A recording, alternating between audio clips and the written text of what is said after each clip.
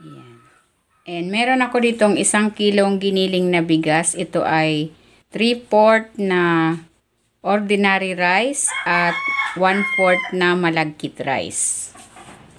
And then, ilalagay ko na rin itong tatlong, medyo matigas ng buko. Ang tawag dito sa amin sa Bicol ay lokadon. Asukal, kalahating kilong asukal. Segunda. Maglalagay din ako ng konting asin. At ng tubig.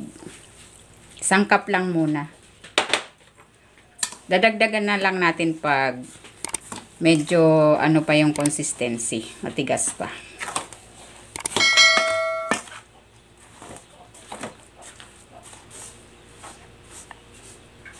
Dadagdag pa ako ng tubig.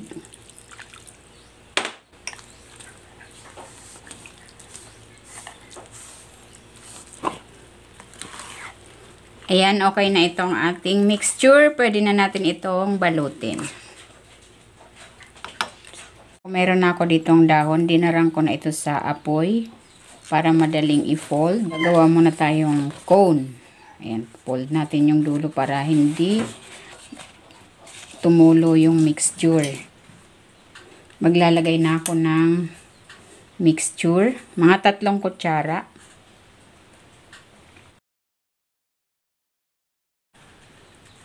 Ayan, ganyan lang.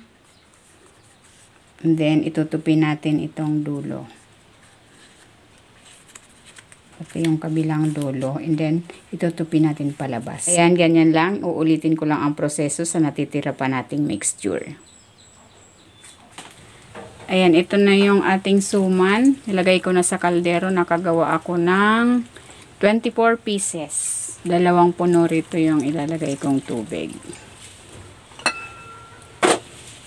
Ayan, pakuluan natin yan for 40 minutes.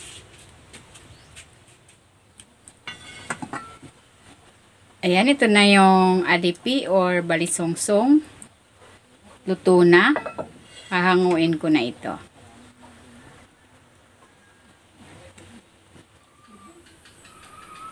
Ayan, ito na yung ating balisongsong.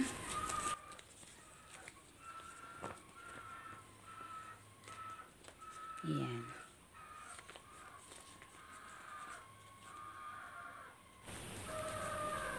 Tikman na natin.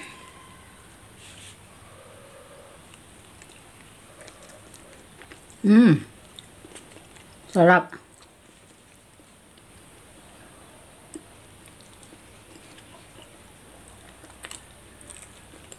Lambot. Tamang-tama lang yung tamis. Ayan. Sarap.